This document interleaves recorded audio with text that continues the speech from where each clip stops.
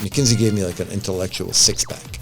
There was no problem intellectually that was too big to solve after McKinsey, because they taught me how to take a problem and how to structure it into sub-components, pieces. There's some days that we might not bring money home. Everything goes back into the business. And I've been trying to figure out a way to reframe that, right? From scarcity mode to abundance mode. Your team elevates you. They're as good as you, but just in a narrower slice of the puzzle. So at the age of 14, I was driving trucks around New York City, totally illegally. By the way. I was going to say totally illegal, right? Totally just do projects, like try it out. As the main leader of an entrepreneurial venture, you need to own the vision. Like the vision is yours. And that opened the light bulb in myself to be like, it's in here. Yeah. My growth out there is in here. Oh, invested in like 50 companies. Just on just the side. 50. We've got some fresh I'm new young Luis. talent And this is doing Luis. some things And that I welcome know to the you Content haven't is heard Profit before. podcast. In here, you're going to get the insights, accountability, and drive to create consistently and increase revenue. You'll hear from top entrepreneurs, creators, and anything and everything you need to know about content. All this while having a good time. The goal of this podcast is simple: entertain, educate, and turn your content into profit. Let's go. Oh, we had the whole... We got the kitty. There you go. we had the audience. The audience sitting right there. Yeah. Follow our next preschool tour. Yes, absolutely. Guys, if you are enjoying these new shows here in the studio, let us know on social media. Shout out to everybody that has been sending us DMs, loving the studio, loving the new content. By the way, we already have a month worth of, episodes. So, love you. That was a super random change, but I've been in production mode all morning, so rearranging with Mava, our new producer. Shout out to Mava on these episodes going out. We were just chatting about that, Charbel. So, anyways, that's on my mind. I just want to say thank you. Yeah, that is right. And if our guest here today helps you move one step closer towards your goal, please don't forget to share this episode, and of course, don't forget to leave a 5-star review. And we're not gonna dive into the whole intro because we already had today's baller on last episode. So if you heard the whole thing, which you better did, if not, make sure you listen to it so you can understand his story, his challenges. And we actually talk about kind of like those internal struggles, right? Motivation, finding the right environment, finding the right mentors, the people that believe in you. How can you move beyond adversity? And, we actually wanted to talk pretty deep on his entrepreneurial journey. And that's what we're going to be talking about today, right? Not only his entrepreneurial journey, but he actually has a lot of experience with one of the biggest consulting companies in the world. And then as an entrepreneur, super successful, sold his business. And now he has a fund where he's investing on very interesting companies. So without further ado, welcome back our good friend, Charbel Zreik. What's up? It's good to be with you guys. Welcome back. Great. We had a great conversation last time, so I'm excited to be back. Yeah. Man, whenever I walk in here, you guys are just fun. I'm gonna try to keep doing more podcasts with you just so I can have fun. Hey, you can just hang out. Yeah, that is true. That is right. Just have fun halfway through the day. We're gonna pretend it's like a different day. He brought a second pair of clothes. He changed it. Like, all right, let's do part 2. Oh yeah, I didn't even think about that. So I put on the I'm kidding. Outfit. We actually, he was kind enough to come here actually 2 weeks after the first episode that we recorded to record again.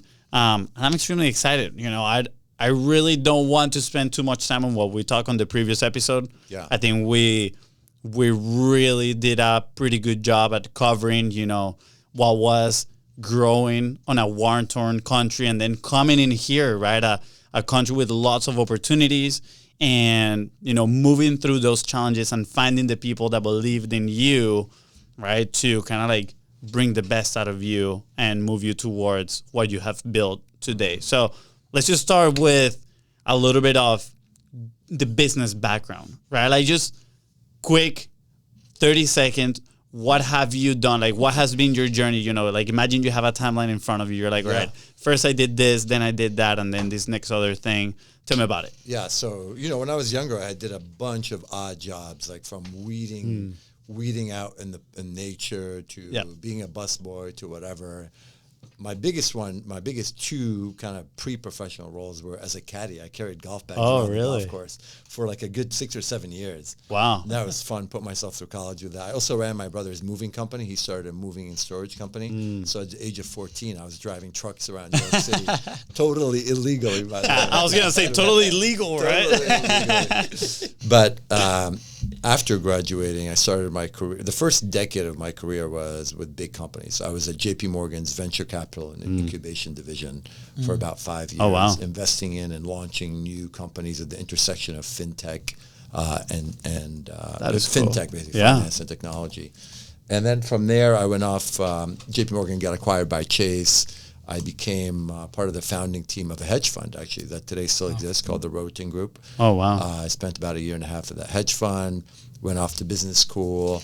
I joined a venture capital fund. I started a venture capital fund, actually, with the lead founder, the owner, called Osage Venture Capital. From there, I went off to McKinsey and Company and spent about 4.5 years with them. A couple of years in New York, a couple of years in Dubai, doing projects for a lot of major organizations. We'll come back to that. So that was kind of the first, my initial odds, whatever you call it, odds and ends kind of jobs, blue collar jobs, from moving to caddying to busboy. Then professional life, first decade was in big companies, JP Morgan, McKinsey. Always chasing leadership. I wanted to lead people. And then after McKinsey, I raised some capital, went out on my own, acquired a business, an IT services company. I grew that business over a number of years, and we sold it to a large private equity fund. Nice. Took a couple of years off because that's what you do. Of course. To get the sabbatical, you got to go explore the world. Yeah, exactly. Did a lot of inner healing, actually, in the course of that. And then did a couple of different things. I became a yoga teacher, meditation teacher, and ultimately launched, invested in like 50 companies. Just, on just the side. 50. in the lower middle market, which we'll come back and talk about. That's awesome. And then in this last phase, I'm focused on building a venture capital fund called Manifestations Capital, where we invest in companies that help people in their inner healing journey along the mind, body, spirit. We could talk more about what that means. Yeah. Wow. By the way, wow. First, wow, awesome. congrats. Thank you for coming for a second time here. Yeah. The last thing I didn't mention is I also teach a class at Wharton Business School on Oh, cool. valuing, acquiring, and leading small businesses. I didn't know that. Yeah, that's We should sign up on that class, Studio Podcast Suites. Let's go. How do you have time in your day? Just saying. So I'm curious, right? You obviously, I remember like in my mind before going to college, right? It's like initially I want to build something like personally, and I don't know how it was Fonzie on that side, but getting a job was never like my top priority, right? And I ended up getting a job like right after college. I learned a ton. I loved it for a few years, and then I was like, time to move on. You said that you were chasing leadership. Do you see like that leadership coming from a job or coming from what you do now? Do you have like an early vision of like what you wanted like as a North Star? Obviously right now you've invested in multiple companies, you've led multiple teams. Like, was the job the vehicle? Because I think a lot of the people that tune into the show, they're building something on the side, or they're already like transitioned to building something super cool for themselves. Maybe that's a question for me. It was such a hard decision, right? To like going full in on this or doing a job for a couple of years, right? How was your thought process along the way? Like, is that important for entrepreneurs to consider from an early stage? How do you started on that process? Yeah, wow, what is such an important question. There's been a couple of different phases for that. The initial phase of my life, probably the first decade, was really inspired by wanting to lead people. And I saw my brother do it the wrong way. He was, running this moving company, yelling at everybody, working like crazy, trying to support a family. But the way he treated people, I was like, man, that can't be good. I'd work with him in the business. He's cursing me out. And it was like funny around the family. We all tell jokes about like who had it the worst. We're like, how bad have you gotten it with our brother? Yeah. It was really funny. But I was like, there's got to be a better way to inspire people than to like yell at them. And then I went to JP Morgan, and there's a lot of great people who are good in finance promoted to be a manager because they're good at trading or good at investing, but then they're not good at leading people. Yeah. So it was like, always on my mind. What does it take? And then I'd, be inspired by movies like Gladiator and see the leader out front. And so I wanted to think about, how do I lead people? That was my driving force. And I do think that's helpful for people to follow, if you feel a passion like that, go to it. See where you could find it. Like, go after it. If you feel a calling. For me, that was a clear inner calling. How do I lead people? Yeah. And JP Morgan, in that sense, was your vehicle to go do that? Like, was that, like, did you run into the opportunity? Did you chase that opportunity, right? Like, and here's an example, right? Fonzie has been full-time with Bistro since graduation, right? Which we're very blessed to do that, right? And Are we? I mean, are we? I don't know. You tell me. We'll see. We'll figure it. We'll see. But, we did run the soccer, the Happy Feet franchise for a little bit. But, that also was kind of part-time. But when I went, for example, full-time running the fitness studios, right, and we have multiple locations and, we have several teams, I remember being like, wow, in my mind, like, I didn't know that this was going to help me so much, right? So either we dive in full and we learn along the way and, leading the people, and if we don't, or the tactics or the things that we need to do. But then I felt like that sped up my process so much. And I ran into that opportunity, right? Like, I was looking for a place to work out. I walked in, and then they ended up hiring me as a part-time sales guy. I ended up moving to manager position and running multiple locations. But it was not on purpose. Like, I did not chase that opportunity. Did you encounter JP Morgan? Like, how was that process for you? Or do you that's a company I want to develop my leadership skills on, and I'm going after that? Yeah. In this more recent phase of my life, it's totally intentional. Okay. Like, I pick a thing and I'm like, I go internal first. I set my mission in life as a human. Like, what I start from my death and work backwards. What do I want to do in this world? How do I want to impact the world in my short time here? And I work backwards, and everything is intentional. Yeah. Coming out of Cornell as a 21-year-old, not at all. It was like, let me drop resumes off in the boxes. Okay. Let me see what opportunities come. Honestly, it was completely like haphazard. I dropped I remember a resume for Procter & Gamble running a diaper manufacturing line in Mehoopany, Pennsylvania, in the middle of nowhere, and for JP Morgan on the middle of Wall Street, those were my two offers. And I was like, I could have easily gone to either one of those. And they're worlds apart, Yeah. So I would say in the beginning, not at all, man. It was random. But then I would notice something about myself. Oh, you seem to be curious about leading people. In retrospect. Yeah. But then once I noticed that, I'd say, okay, so see where you could do that. And then looking forward. So, for example, I left the venture capital fund and went to McKinsey proactively because I wanted to lead people. Because I'm like, hey, in investing, I don't seem to be leading people here. And honestly, when I make my decisions about the companies, I would ask other investors who had ran businesses and led people. And so, so I would say I jumped in, just took whatever opportunity was available to me, then observed myself, and then made future decisions based off of that. Yeah. Any big influences in, I'll say, those corporate spaces at first, right, when you were pretty young, that maybe made a mark on you? Or you said you had previous episode, a mentor that saw something in you. I don't know if it fits somewhere in this timeline, right? But any lesson that stands out when you were, a 21-year-old, 22, 23, and, maybe you were just chasing life as fast as possible, trying to make the most out of it, right?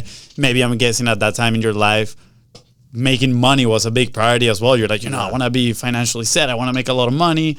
And even though you had these thoughts on leadership, right? I'm guessing, like, again, your whole worldview was totally different than what it is right now. So I'm curious if you had anybody that kind of became that role model that you're like, wow. Like, I'm learning from this person, and maybe some of those lessons that you learned in there about leadership. Yeah, there's a few, actually. So when I left JP Morgan, I left with the guy who was the number 2 guy at JP Morgan at the time. Oh, wow. His name was Nick Roten.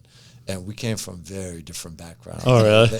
Yeah. Like, I came, from Lebanon, from the war, like food stamps, whatever. Yeah. Like, Nick's father was the ambassador to France. Oh, wow. Chairman of Lazard, like the big asset management company. Like, they were part of the socialite, elites of New York City. This makes for a great movie where you guys, you guys, something happens, lightning hits the office, and then you wake up as a kid in other lives, you know? Oh, exactly.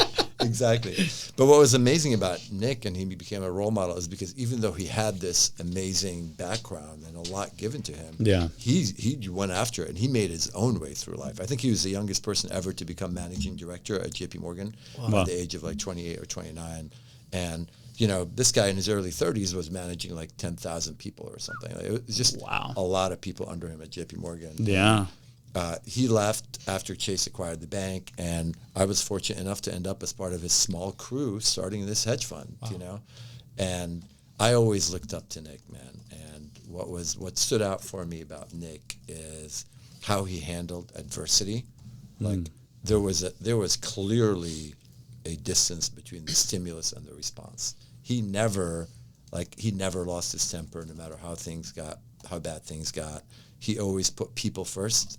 He always valued the people and the connection, and always made you feel warm and welcome. Wow. He was just a very like humble person that valued people first, that always kept his cool. Yeah. And when I looked at that, I was like, okay, that I saw that in stark contrast to my brother.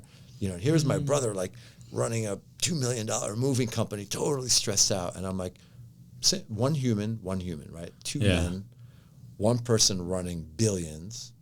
Calm, cool, and collected. One person running a couple of million, stressed out at capacity. Wow. And that opened the light bulb in myself to be like, it's in here.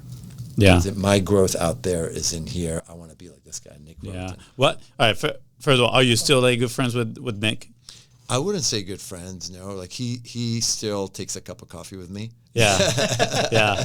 I was going to say, we got to bring this guy to a podcast too. Yeah, that's going to be a little difficult. Yeah. But his hedge fund now, I don't know how many, like it's definitely double-digit billions that they're managing. And it's one of the leading emerging markets asset management companies in the world. But that's so exciting. He'll take a cup of coffee with me. That is once awesome. a year. We'll just sneak a microphone while you guys do the topic. And we feed you questions through a headset. That's awesome. Undercover podcasting. I'm curious about Wait. Are you changing the topic? No, it's about the same. It's kind of like, I'm just curious about that difference, right? That you saw between your brother and Nick, right? Like, what do you think it was, right? Like, what was, in a sense, maybe your brother lacking, right, to become a better leader, right? Was he open to be a better leader? Or maybe in his mind he thought he was a great leader, right? I'm curious on that. Yeah. I think one of the big differences is just viewing yourself as the doer versus the inspirer, or the person holding the vision and sharing the vision and coaching other people. That was a big thing. Like for my brother, of course, we had to work for. We had 20 people, 25 people working for this moving company. But at the end of the day, he was a doer. And he prided on, he viewed himself as like the workhorse, like the hustler, the doer. And then he hired someone else, and they're also a doer, and they're doing along the side of him.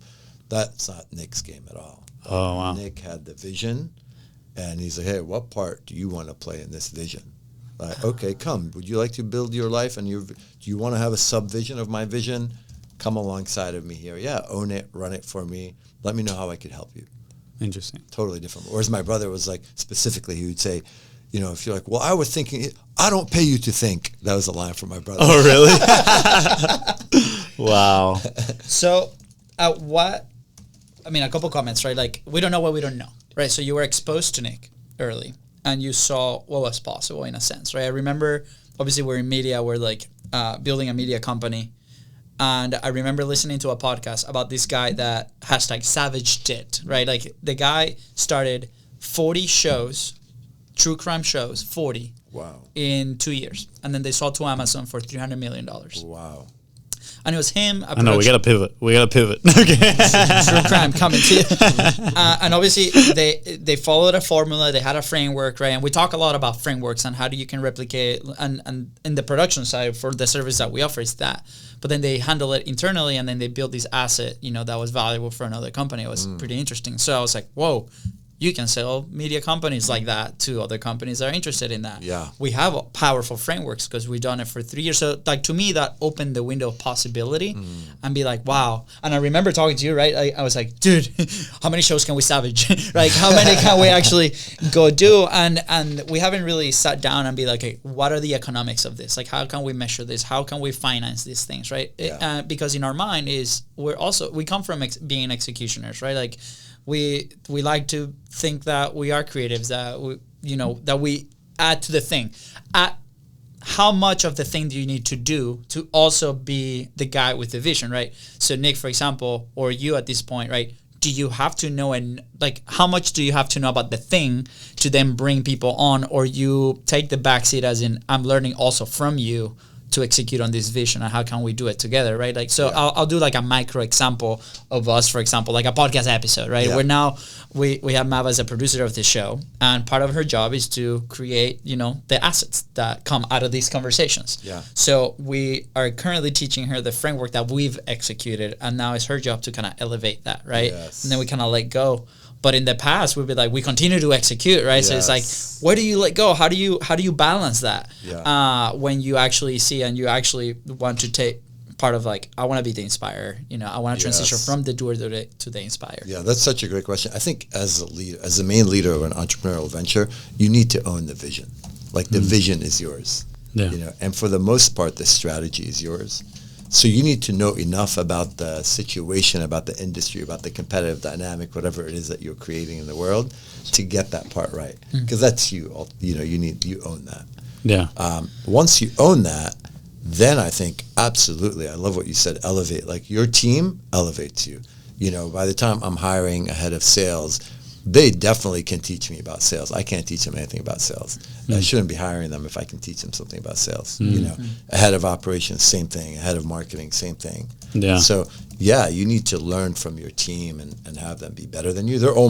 I view them as they're as good as you, but just in a narrower slice of the puzzle. Yeah. Interesting. But that is so interesting. And I really love that. I have a very hard time. I feel like I'm a big dreamer. I do love the vision and seeing all these things, but I do have a hard time too delegating, right? But I wouldn't even consider myself like the doer. It's kind of odd. I actually had a conversation with somebody on the podcast recently, Sherry, right? And she was saying that like my superpower is curiosity, and that I find something and I get very invested, and I spend some time kind of mastering it to a certain level, and then I'm like, okay, next thing, I was like, that's totally me. I remember I tell the story all the time. I remember when I first found video editing, right? And I was learning about it, and I was like, man, this is so cool. And my girlfriend at the time, now my ex-girlfriend, she was around, and I was like, babe, I think I found what I'm meant to do for the rest of my life. Yeah. Fast forward a month, I was like, I'm done with this. Who can do this thing, right? Like, I want to learn about this other thing. Yeah. And that happens a lot to me, right?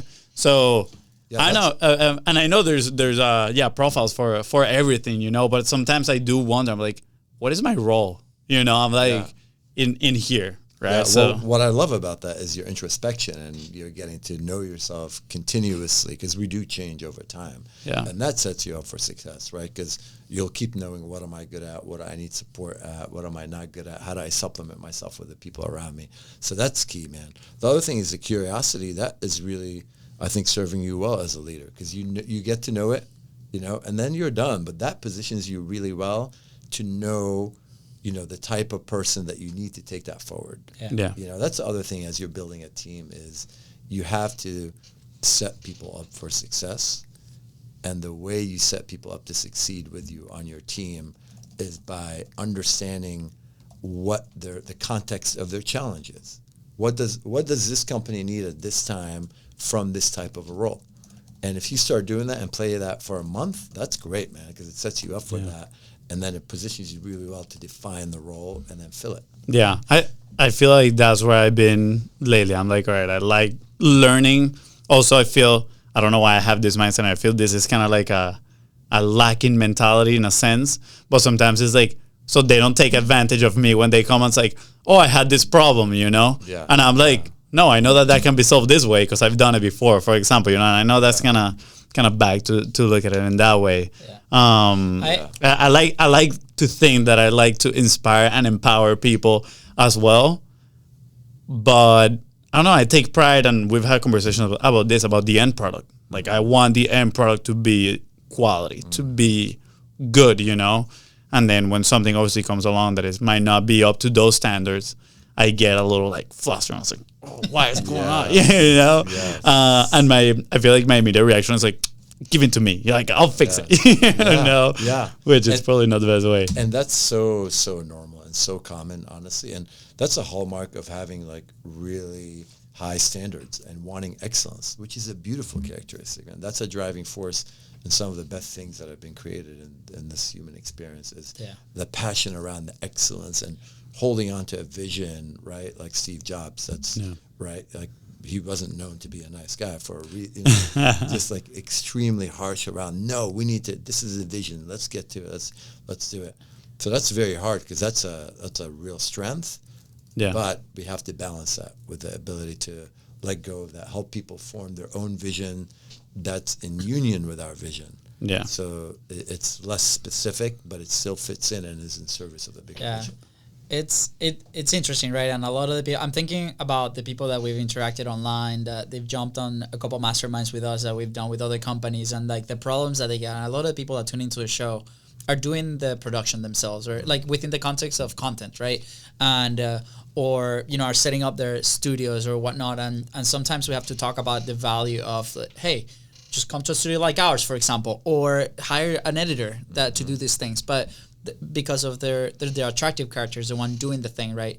There's also a lot of like personal that comes with that, like this baggage of like, hey, am I saying the right thing? Like, if I say this, like, what's the judgment on the other side? And there's a lot of things that we have to like let go to actually put our message out there.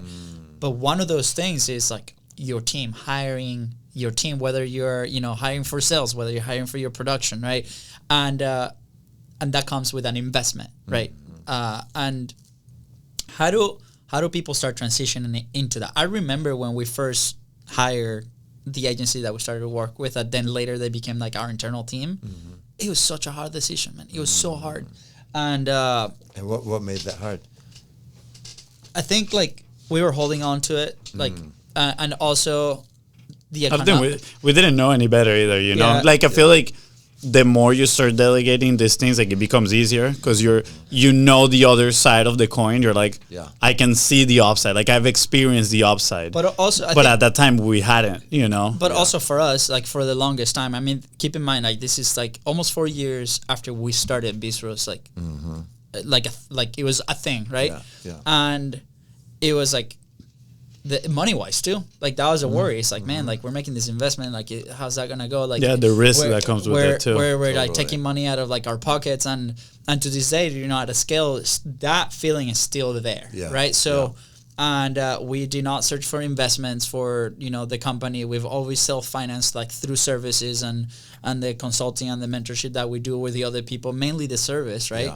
So we've never looked for an external source to kind of help us out and like relieve some of that pressure in a sense. Totally. So that mindset we're working through it, you know, as we go. The decision to buy this studio. That was massive for us. And we were like, and we were working through all of this. And, you know, after 60 days, we've seen the benefits and it's helped us a ton.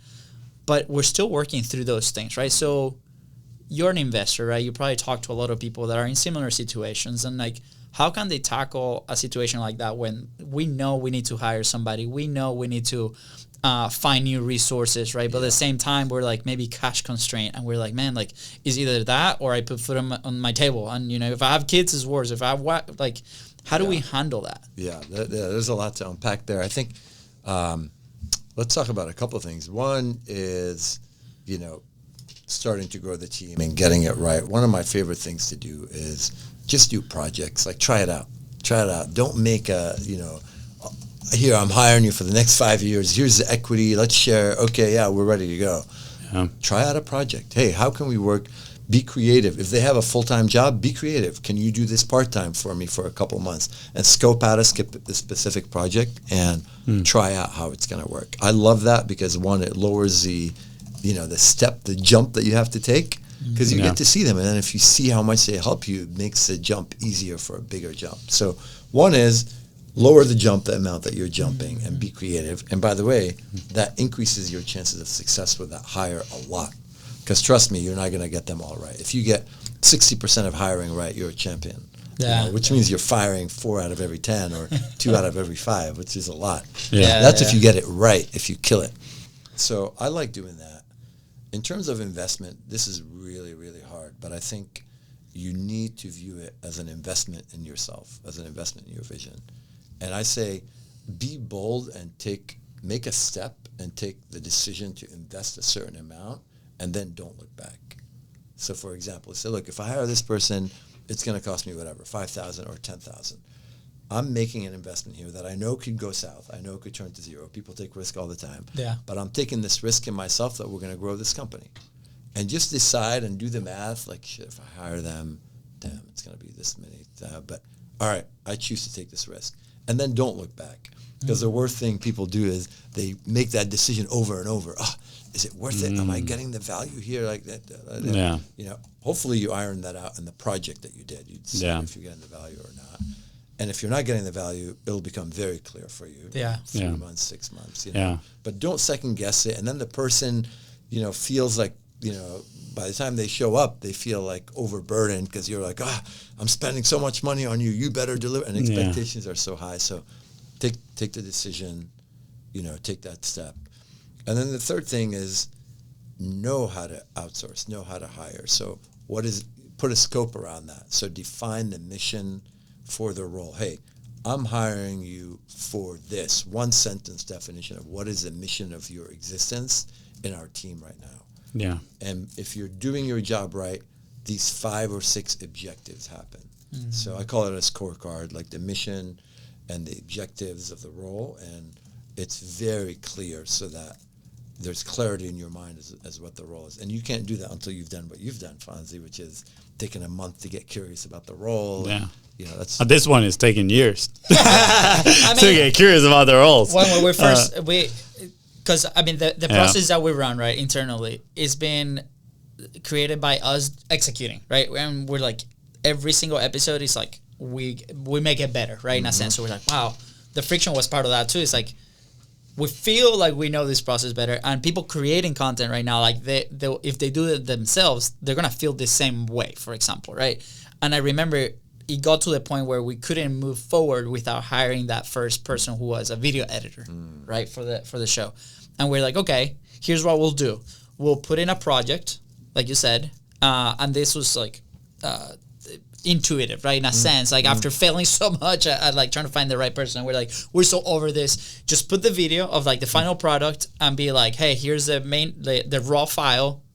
Do it better or as close as that. And then I think we got like 3 responses, and then out of those 3, nice. We found that person, and then it turned into a horror story, which is a story for another show. But but it helped us. That's part of the 40%. That's part of the later. Yeah. But like we saw that, right? So I love, because now as you break down this process, I'm like, wow, it was very similar, and it allowed us to find the team that we have now.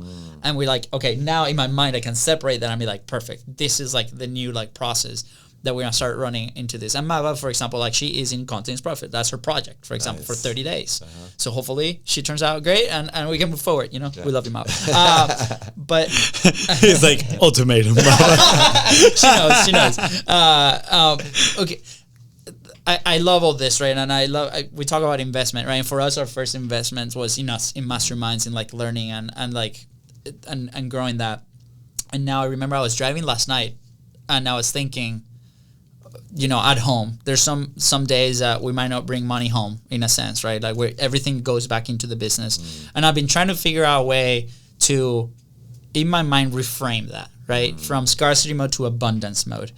And we've never really been familiar. Like our parents were never investors. They were never business owners. Our dad tried one business and he failed miserably, right? Like our mom is a teacher, right? So we never grew up in that environment. Yeah. So like, I didn't hear about like what a venture capital was or hedge funds until my 20s. Nothing. If I'm being honest. Or how to value, Same here. or how to value a business, or like how to value, an investment, or like what's the value of this thing that we're building? What's the equity, right? All those things are still in a sense a little foreign to us. Yeah. But last night I had a massive clarity moment when I was driving home. I'm like, man, okay. So how do I, because my wife is zero entrepreneur too, right? And she's been mega supportive with all of this, right? Nice. And she's been by my side, but sometimes there's doubt, like in anything, right? And at home sometimes when we're building something, that's gonna come out. And be like, man, like sometimes like I wish I could bring more home, but like is in the business, is this. Yeah. And how I saw it is like, okay, well we have our online side that has to have some value, right? Like there has to be a dollar amount attached to that. I don't know what that is, but there's something there. And then there's like this studio physically, like is worth something, plus the process and the thing that we're doing is also worth something. And in my mind, I'm like, okay, well, those two things are like these bank accounts that I keep putting money into it and continue to grow exponentially in a sense. Yeah. And I'm like, okay, that's perfect. That's how I might explain it to my wife next time the conversation comes up. I'm like, don't think it as like we're not making money. It's like we continue to grow, to put money into and intention into these things, and those things continue to grow. Like you mentioned, like, hey, I sold this company, I invested it, we grew it, I sold it, and then I took a couple of years off, right? Yeah. So in my head, that helped me a ton. But again, I didn't know what I didn't know. Yeah. So, and this was like after conversations with you, after conversations with Fonzie, after like looking at a ton of videos on like. Yeah. So, how was like your start on that? Obviously, you worked in a company that deals with that. And what are some structures that maybe our listeners can help understand a little bit better, like the value of what they're building? Yeah. So then that allowed me massive mental freedom to be like, this is it, right? Yeah. Like we are creating, this company in 2-3 years can be worth X amount. Yeah. Right. Yeah. And so how can people get started on that? Yeah, you're going to all the great questions. I love it, Luis. So, I mean, a couple of things come to mind. One is begin with the end in mind. Begin with where you could be in 5 or 6 years. And look, not everybody wants to sell a business, but selling a business is a good way to help you frame the kind of value that you're creating, right? So think about in 5 years, whatever you're doing to serve someone, right? Who are you serving? So how many of those customers do you have in 5 years? How much are they paying for your service? How much are your sales in that company, right? And you could do a very quick Google search to figure out how companies in your area are being valued, right? So then you could take that from a sales number and a profit number into a valuation.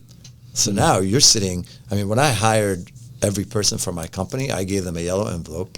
They opened the yellow envelope, and inside of it was a number that I would wire them on the day that we sell the company.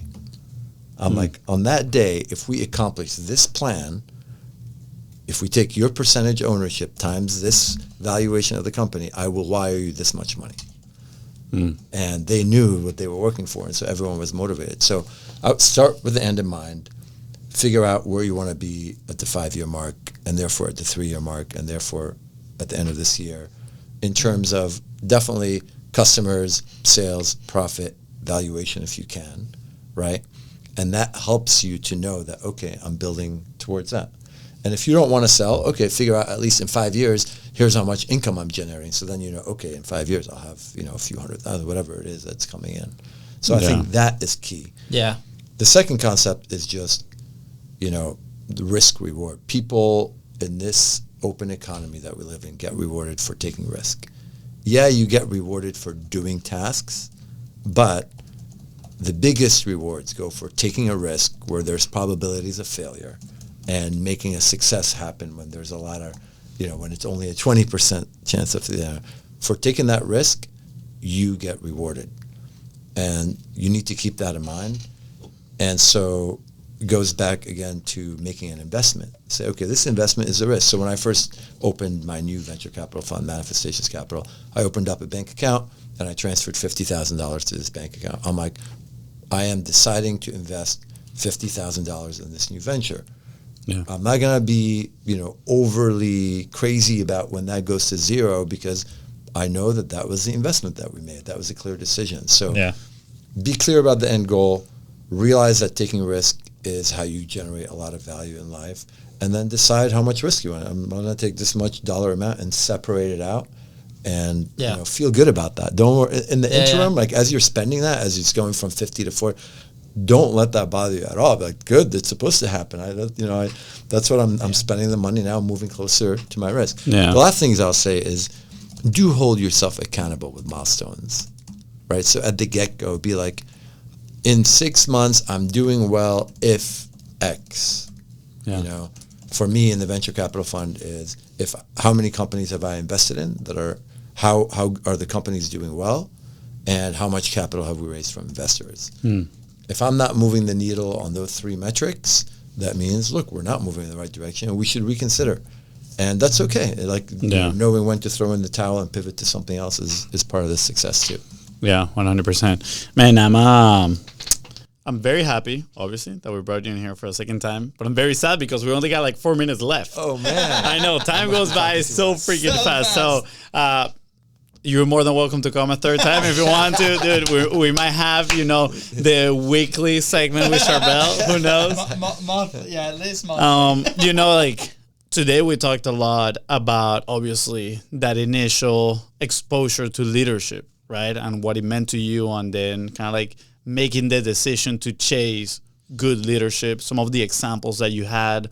We also share a little bit about what it means to empower others, right? Having that vision and then empower others to help you build upon that vision, right? And of course, we ask a lot of questions, I feel like, where we at right now, right? In a way, framing questions because we know they're going to be helpful for you listening right now, but at the same time, we know they're going to be helpful for us. So we are, selfishly asking some questions in here that hopefully, they're going to help us move 1-2 steps forward. But I feel like we still got so much to cover, man. We literally stayed in a way, right? Of course, we got your wisdom from all the years of experience, but I'm so curious on what did you learn after you move on to, the consulting company, McKinsey, right? Like then you were in Dubai for a few years, right? Like what were some of the lessons when you started applying all this into your own business that you acquired, if I'm not mistaken, and then you grew and decided to sell. And now how are you rolling all those lessons into all the businesses that you are investing? So I think that's a good point. It's a big question, but let me try to summarize it quickly. Yeah, go ahead. We can go. I was gonna say we can continue. This can be like an appetizer for the next episode, for part 3, if you're open to it. We'll do it over coffee. We'll do it at live from a coffee shop. Then you'll get me for like 15 sessions. I'll never leave it that way.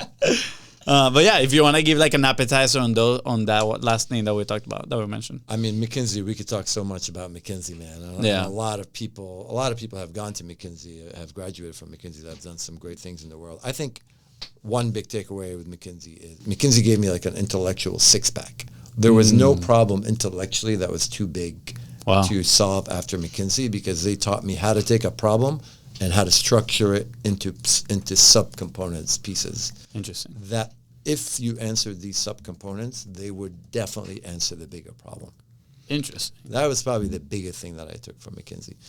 The second thing I took from McKinsey is that, actually, this is controversial. Hopefully, the managing directors of McKinsey aren't like gonna come knocking on my door, but in my humble opinion, even though I was at McKinsey, I was a leadership expert, global organizational practice.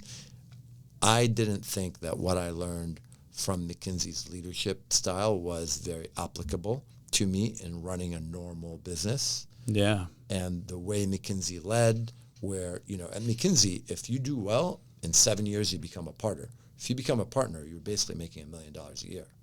So people have a weird motivation that in other companies, it doesn't work like that. In other companies, if you do well, you get a 5% raise every year, So the context is very different. And so I had to relearn leadership outside of McKinsey in a different way. And I learned that intellect doesn't lead people. You have to be emotions in the body and the way people feel around you. They have to feel safe around you. You have to talk to them in a way that really values them. That's what leads people. Yeah. And I didn't get that at McKinsey. In fact, I had to undo some of the ways that we led people at McKinsey to succeed in my other leadership. Interesting. Was there a contrast between, what you saw there and what you experienced with Nick in like JP Morgan, for example? Was that like a clash of, ways of leadership, and you had to like kind of like, analyze it and figure it out on your own? Yeah, absolutely. Like around Nick, I felt great all the time. Yeah. Around like McKinsey partners, I was being criticized all the time. Like it was all about like we'd walk out of this and they'd be like, "Hey, that was a great podcast, Charbel, but you have a minute?" And pull me aside. Like I'm like, "Yeah, sure." They're like, "Hey, listen, when you were sitting in there and your fingers were moving, that was distracting. Next time, see if you can not move the fingers on your right hand. That'd be great." And when you talked and you're like, "Oh, don't say that was a great. That takes too much time. See, we ran out of time. You could do." It was like 5 things you could do better, and so you develop quickly, but you're never feeling good. You're never feeling inspired. Yeah. So, we could talk pros and cons to both of that, but that was a big difference. In one, you felt great, and the other, you didn't feel so good. That is so. Hold on. Yes, but we gotta bring you back. Come on, dude. No, I'm just saying, I'm so excited. But this conversation is so cool. Like I feel like this is kind of like one of those Joe Rogan episodes that last like 3-4 hours. Yeah. Like easily we could do that. So like what you just said threw me back to our soccer days, right? And we were exploring this with my coach the other day on like how I feel under certain circumstances, or like, and it came back to me where there's some teams that I played the same year for like a couple of them. I felt like great. I was like, I felt like in flow. I was doing good. I was scoring goals. I was being a good team member, right? And the team was elevated in a sense, right? But the same year, same seasons, I was playing in different teams, and that was not the feeling. And it was like I felt less, and I couldn't score goals. I couldn't find my flow inside of that team. And then I looked at the coaches of those teams, and they're very different styles, right? And we're exploring on like how to lead the team right now, and like who do I have to become to be that leader as well? But we have to like go explore the past, and it goes way back, including our dad. Our dad was like, love him to death, right? Like freaking best guys, our rock. But at the same time, after every single game, if win or lose, we will come back to the kitchen to a little whiteboard that we had, and he will like nitpick every single play that we had. And I remember our mom coming in, and it's like, dude, like, didn't you guys just talked about this on like the whole hour coming back from the field, and you still have to do this? I remember that. Yeah, wow. And it created like a reaction to like a negative. It was so bad. I even told him once. I was like, I don't want you to go to my games again. Wow. Because of like how like bad it was. And again, like big part of like why we are here in a country with opportunities is him. Like it's like his drive to help us out. But I remember like one team like the same year, one team took us to Italy, and that personally to me got the opportunity. I got the opportunity to go and play in Italy for a year when I was 15. Yeah. That same season, I was playing with a different team, and I was in the bench. Yeah. And it's like same team, same sport, same season, different construct. One best opportunity of my life to go out and achieve my dream. The other one in the bench, not playing, denying my dream. And it was like the same season. Amazing. And it's so crazy because what you talked about is so key. So I would encourage everybody to go and look back at these experiences and identify these moments where, when was it where you felt the great, that you could achieve everything? Yes. And then explore your environment and what was happening around you and identify those elements, right? You just described it with both of your scenarios too. Different time frames, right? Probably. But you were like, I execute better under these circumstances, and then try to mimic that environment so you can continue to move forward. Oh, that's so good. That was so good. That was all you, man. I can't believe we're going to end on that. that was so freaking rich. We could take hours talking about that, but that's beautiful insight. Thank you for sharing that about your experience with your dad. Beautiful insight. And I love sports and business analogies, man, because I think it's much more applicable. It's much more so than a family. Yeah. And sports are so freaking important. One of the guys that made the most impact on my leadership is a guy who led the women's college team that was the most successful NCAA history track record ever. And I think there's a lot, because sports is competitive and yet relies on people, and it's just amazing to compare sports and business. I love it. It's the best. Oh, so good. Okay. Charbel, thank you, man. Yes. This has been awesome. We gotta cut it here. But yeah. This was another episode full of what we call #Golden Boulders. Just like Golden Nuggets, is way bigger. Yes, I know. And dude, I'm excited to. I'm gonna throw it out there. Have you here for a third time? Yeah, we can talk about that. Let's go. It's gonna charge you fancy, you know. Yeah, that's fine. That's fine. So can I invest in the show? But anyways, again, thank you. Is there anything else that you want to share before we head out? Man, this was great. It was a lot of fun. I think the pursuit of entrepreneurship, the pursuit of leadership are all beautiful things for everyone out there who's trying to take a risk, build something for themselves. I commend you. Keep going. The benefits are more just than to your clients. The benefits are also for your own growth, as we're talking about, and they really transform who you are, and that makes them worthwhile. So awesome. So keep going. Yes. Let's go. Where can people find you? Where can they connect with you? Manifestationscapital.com. You could subscribe to the newsletter and stay up to date on things. Let's go. I'm just going to say I subscribe. I'm still waiting on the first email so I can read it, you know? Oh, it didn't come through. Must have gone to spam. We'll have to. What days do you send it? I forget. I outsource this part. So I think she sends it. We just get him fired. No, I'm kidding. This is what happened. He put the wrong email. That's what I'm saying. Hey, well, does it come as Manifestations Capital or Charbel? Both Manifestations/Charbel. Yeah. So anyways, if you are subscribing, let us know if any feedback so we can, share. That's part of the whole process. That's all part of the You know why I didn't get it? Awesome. Because I didn't confirm my subscription. Oh. I just confirmed it. User error. User error. There we go. User error. I know the guy. Anyways, guys, on that note, with that said, thank you so much for tuning into the Context Profit Podcast. Go ahead and follow the show in your favorite podcasting platform and on social media at Beast Bros Co. That is Ryan and Charbel here. Help you move one step closer towards being a better leader. Please don't forget to share this episode and leave a 5-star review. See ya. Bye, guys.